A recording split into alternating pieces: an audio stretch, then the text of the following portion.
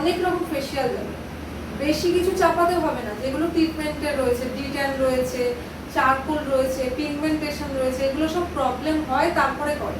তারপরে ফেসিয়াল কি কি যেতে পারে, যেগুলো নর্মাল ফেসিয়াল প্রফেশনাল ভালো রয়েছে, যেমন সিলভার, গোল্ডেন, এগুলো সব কিছুতেই যাবে। ফ্রুট, ডায়মন্ড, চকলেট, এগুলো সবার স্কিনে যাবে।